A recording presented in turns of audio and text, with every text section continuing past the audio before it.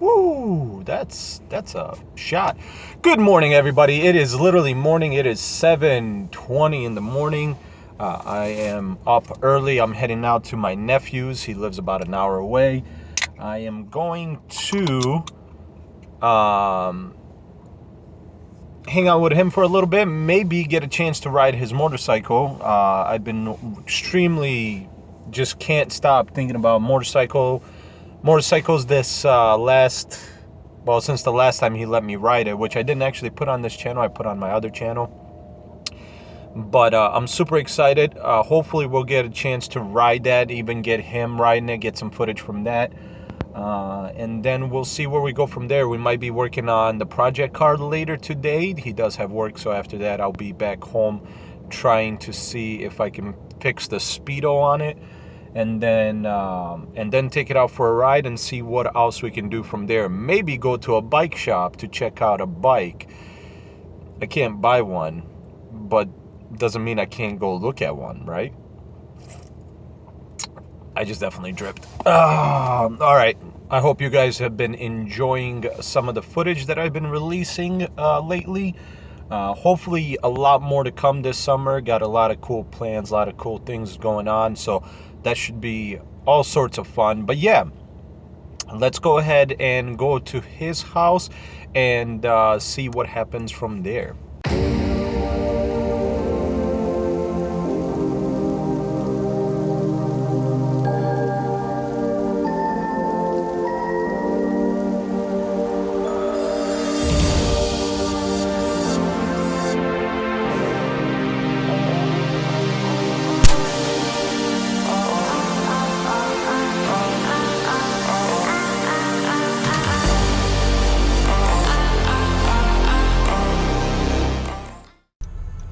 As we're driving, I stopped recording because, you know, you gotta preserve battery life on these GoPros, at least on this one, because this one you can't just swap out batteries.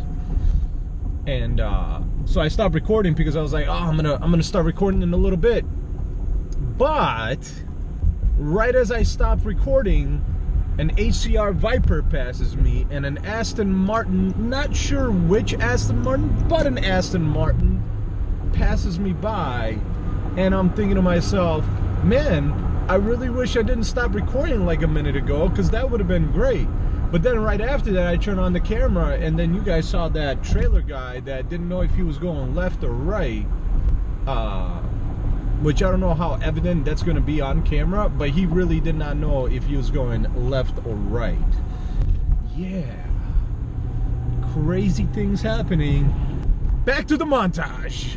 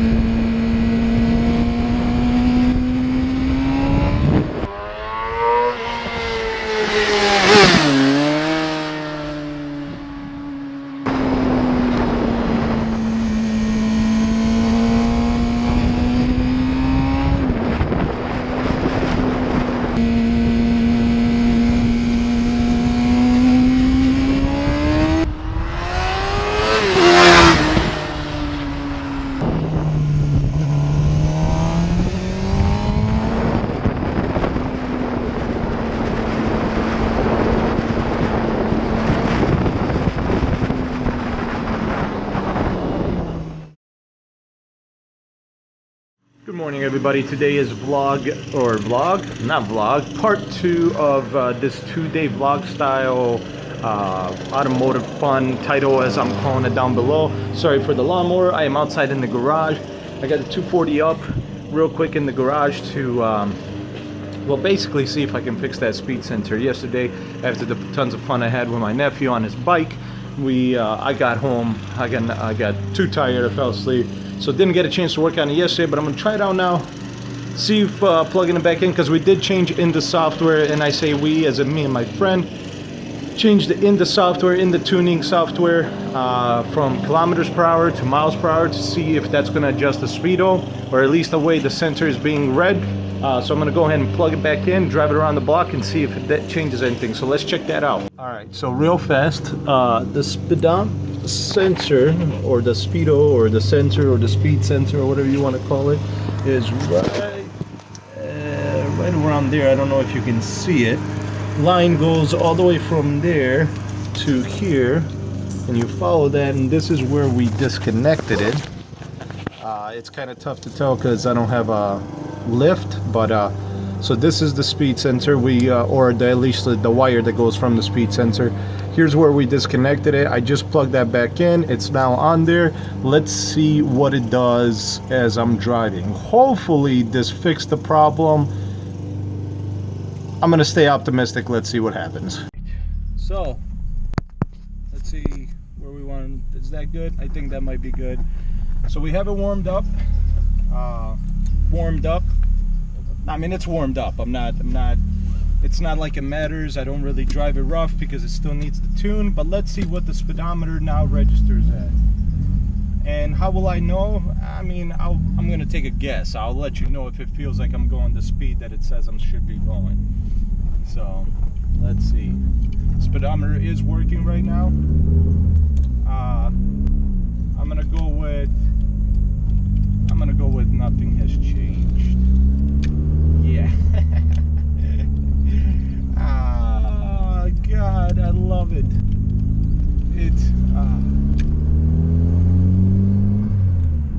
It says I'm doing 60. I'm fairly certain right now I'm doing about 35. That is how off the speedo is. That is unfortunate. Maybe we didn't make the adjustment, and I can't do it right now because my CD for the tuning software is at my friend's house. But I still love driving this car. That's not a cop. That's good. We can't afford to be. It still drives pretty decent for it not being tuned. I'm actually thoroughly impressed every time I drive it. That was a bad downshift.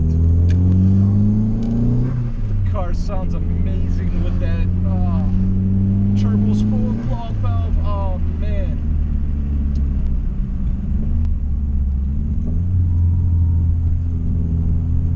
Okay, alright.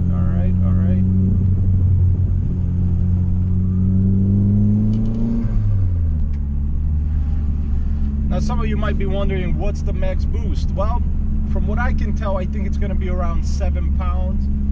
I can still get it to boost fairly safe because we got, like I said, a kind of like a half measure tune on it, so I can still find out my boost level. But it looks like it's about 7 pounds when I'm in a safe gear where I know I'm not going too rich or too lean. So, and that's the great thing about air fuel gauges. You can find out if you're doing that because it's always there to tell you. Like right now, the reason it stuttered, I believe it was, I'm trying to remember which side is which. I believe it was too rich. Yeah, we're gonna go with too rich. Right now,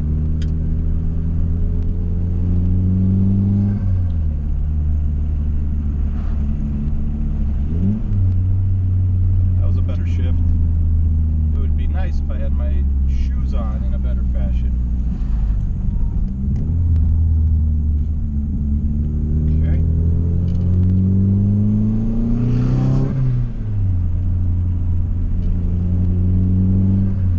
So it claims I'm doing 80. I'm definitely not doing 80.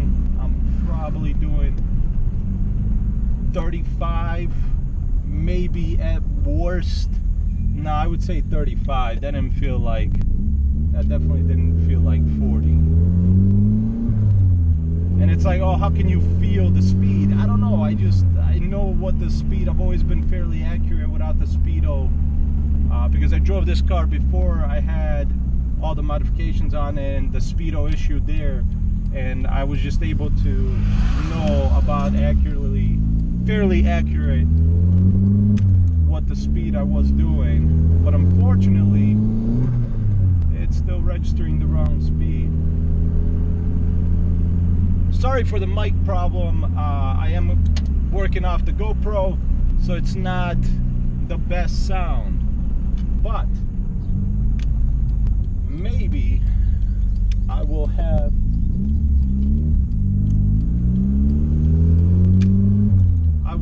I will go later today to my friend's house to get that software.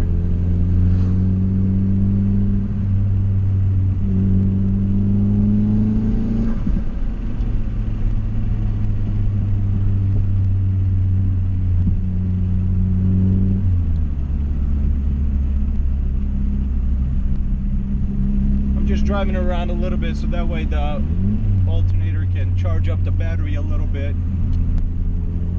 I don't want to just turn it on and turn it off. That's bad for the battery as much as it is just letting it sit. Nice BMW here to my left.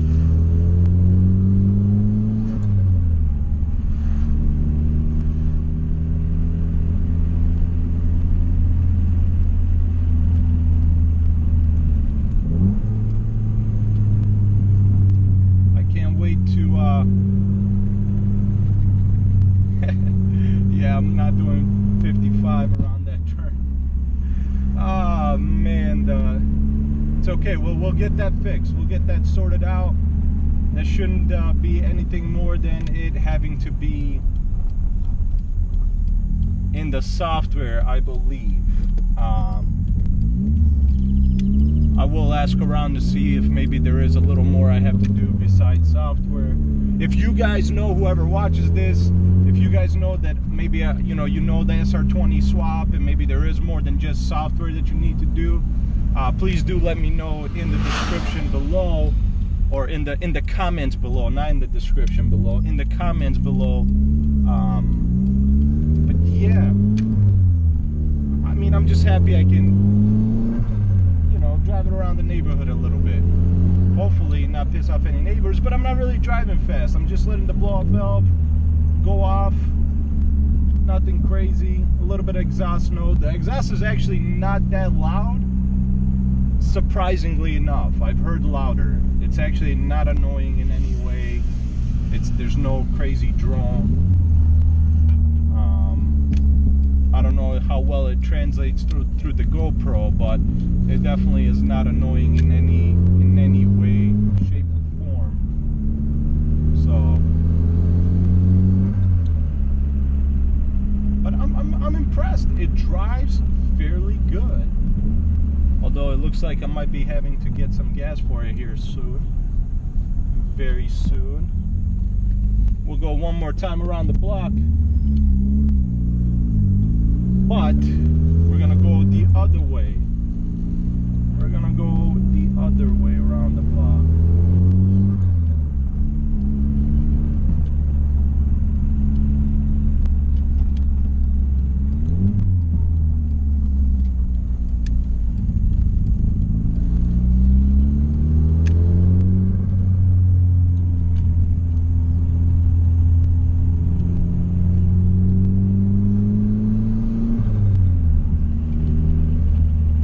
Super excited how it drives.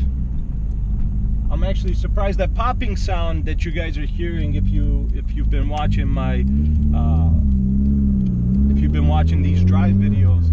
From what I understand, the popping sound is actually has to do with the bushings on the subframe in the back, according to what I've recently found in my research. I thought it was possibly the strut mounts or the suspension itself, as in like the struts, shocks, whatever. but it looks like it's more of it's at the actually bushings for the subframe, and they don't run too expensive. You can get some good ones at a Juku Racing for about, I want to say like 98 bucks, which isn't that bad. It comes with everything you need from what I understand, and that really makes me excited. So that might be, after the tune, what the next pickup is, because I do hate that popping sound. It's been there for a very long time, but I hate it. The reason I don't think it's the suspension is because the suspension actually handles really good. There's very little body roll, which is impressive for how old the suspension is. Yeah, I can't believe that this is a suspension problem, that popping sound. Am I going the right way? I am going the right way.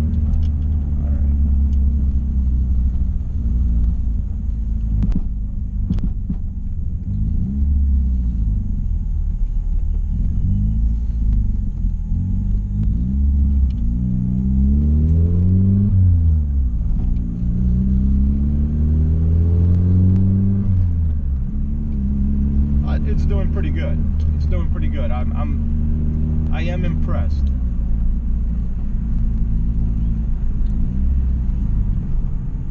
I am impressed that my friend and I were able to do this. More him than me. But I mean, I'm able to drive around fairly decently. Obviously, it's not gonna make any hour trips or anything, but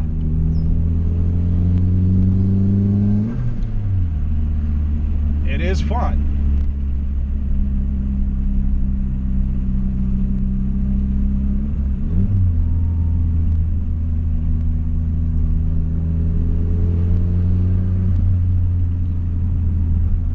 Although we'll see how fast I can finish up most, or at least decent portion of the car, so I can take it onto a track for a track day session. Hopefully this summer, but we'll see.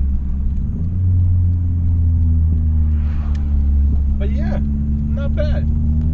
I don't think I'm gonna be making crazy amounts of horsepower with this setup, but I think with a tune, it'll be fairly decent. I don't know what that was. That must have been something in my trunk. Okay. Well, I'm not gonna unplug the sensor again. I'm not too worried about it right now because I'm not driving it in a long distance, so it doesn't really affect me. I will go get the software here later today. And I will get the software later today and see if we can get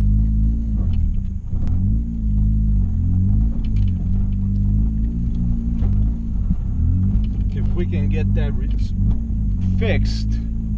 I am currently not at work. Obviously, I am playing around with a toy, or you know, an adult toy. It does idle somewhat rough at some points. Like right now, it's about to die. That's the other thing about a tune that we need to get fixed. But yeah, I'm gonna go get the software later today. He's at work, so I'll have to pick it up a little bit later, and then we'll see if we can, maybe at some point where we saw to switch kilometers per hour to miles per hour, maybe we didn't save it, and so because we didn't save it, maybe that's why it's a problem. So yeah, we'll see. We'll take a look. We'll go from there.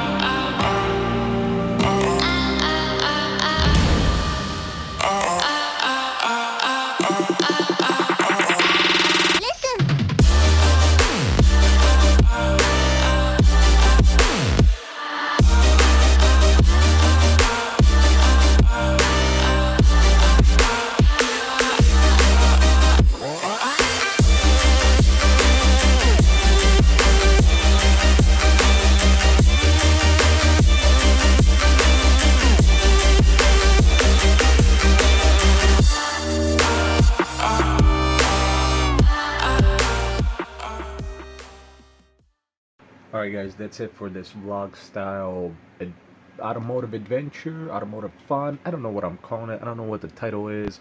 I had a lot of fun. Had tons of fun with my nephew. Still figuring out the 240. Didn't go get the software. We'll do that later. The bike shop was cool. There was a Honda CB1000FR. I can't remember which one it was. Man, I really want it. I really wanted it. I can't buy it yet. So, but yeah, I hope you guys enjoyed it, and we'll see you guys in the next one.